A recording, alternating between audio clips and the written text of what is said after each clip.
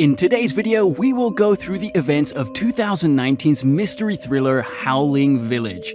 Spoilers ahead, you have been warned. Make sure to give this video a thumbs up, comment on what your favorite part was, and subscribe to our channel for more. Yuma and Akina are a teenage couple. At the beginning of the movie, we see them in front of a telephone booth. It is precisely 2 o'clock.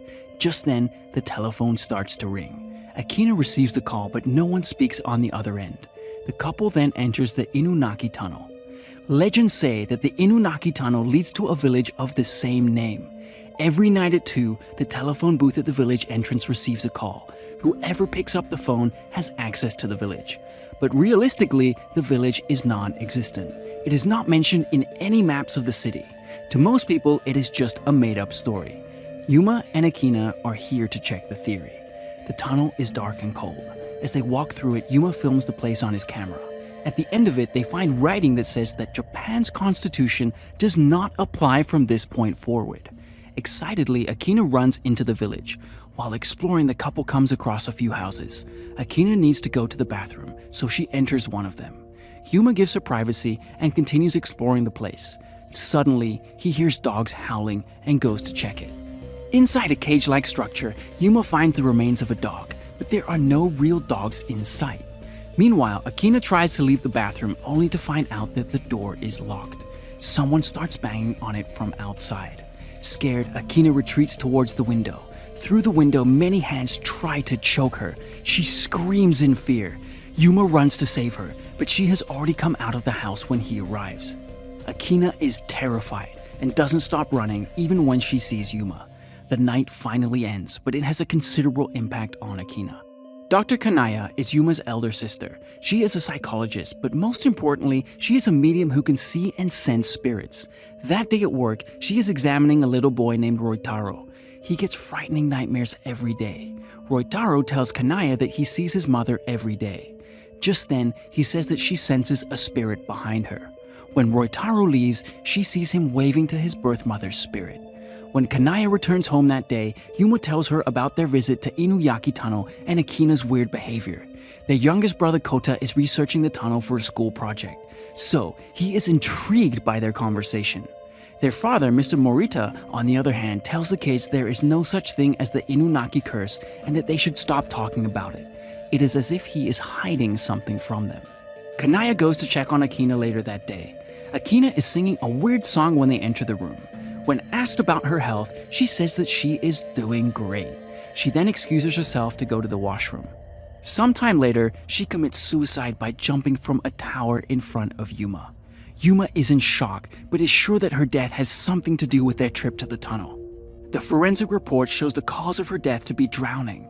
Dr. Yamanobe, who made the forensic report, keeps it a secret from her family, but talks to Mr. Morita about it. From their conversation, it is clear that they know something about the Inunaki village and its curse. Unknown to all this, Yuma and his friends go to the tunnel the next day with the intention of burning it. When he reaches there, he is surprised to see that the tunnel is already sealed. In fact, it has been closed for quite a while now.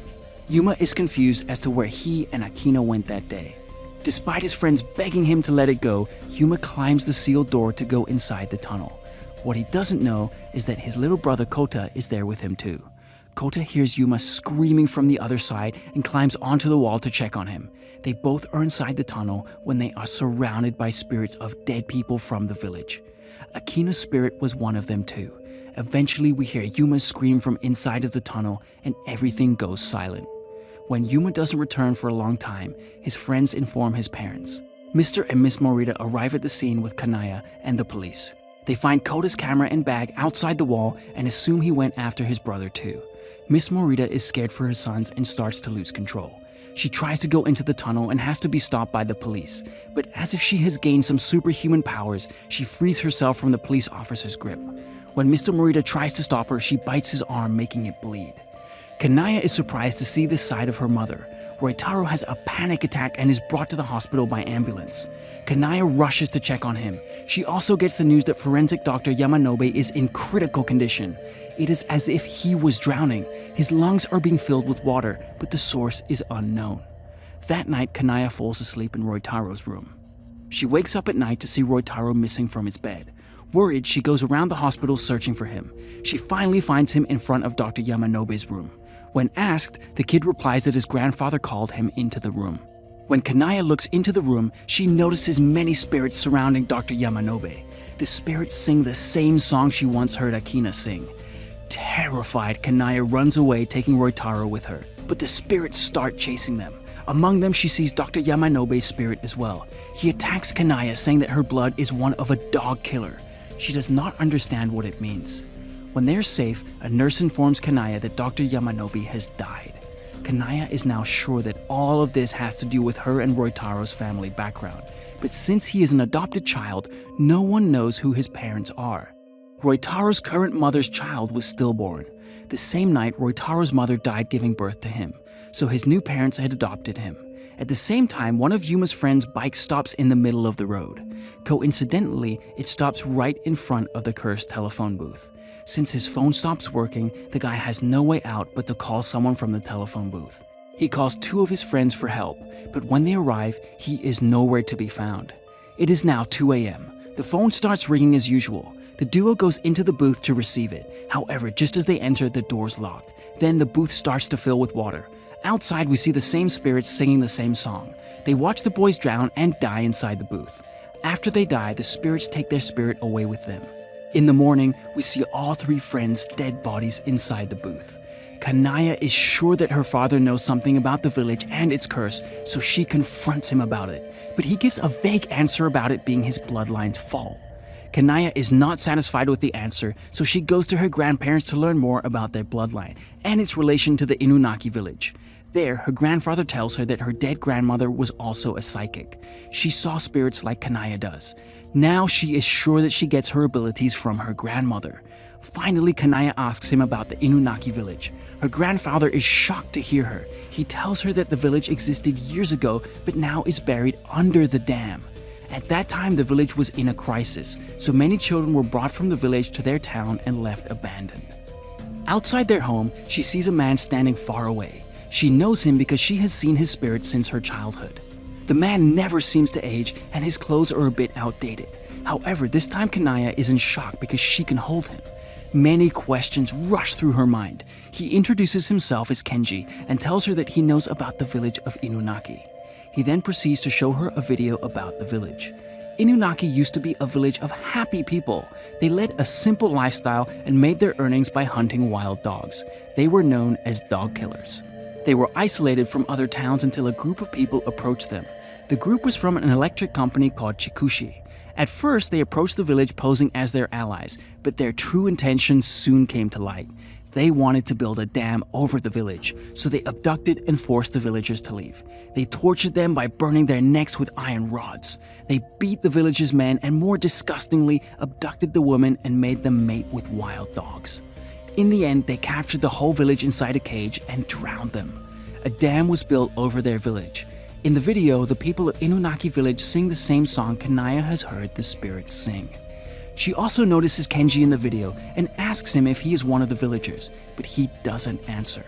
He is in the video with his lover Maya. Moreover, the head of the electric company was Kanaya's great-grandfather. Finally, Kanaya concludes that her maternal grandmother was the daughter of one of the abandoned villagers during the chaos. At the same time, her great-grandfather was the monster who killed the Inunaki villagers. When she reaches home, her brothers are still not back, and her mother has begun acting like a dog. Kanaya decides to look for her little brothers herself. She ends up in front of the cursed telephone booth and receives a call precisely at 2 a.m. From the other end, she hears Kota's voice. The tunnel's gate opens for her. Inside, she meets Kenji, who leads her to a house. In front of it are dead bodies of people being eaten by wild animals. Inside the house, she finds Yuma and Kota in a cage. She hands them the key to the door and follows Kenji further to the second floor. There they find Maya and a newborn child. The child is the result of Maya mating with a wild dog. Kenji asks Kanaya to quickly run away with the child because soon the place will be filled with water. Saving the child is the only way to save the village's bloodline. As she is running away, Maya turns into a dog-like creature and loses control. She attacks Kanaya as Kenji tries to stop her, but he is not enough, so Yuma helps Kenji save his sister. Kanaya runs out of the tunnel with the child and Kota. When they are outside, it is the following day. Both Kenji and Kota lose consciousness. But when they wake up, they are in the hospital, but the child is left on the street. Some other family from a nearby house adopts the little girl. The tunnel acted as a time portal to save Maya's kid, and the child Kanaya saved was her grandmother. Roitaro's birth mother was also the offspring of an Inunaki villager. Later, they find Yuma's body along with the decayed bodies of 2 other people. They are Maya and Kenji's. The movie ends as we see Kanaya's face reform, giving her wild, dog-like features. Thanks for watching. Make sure to like and comment on the video if you enjoyed it, and subscribe to the channel to see more of these movie summaries.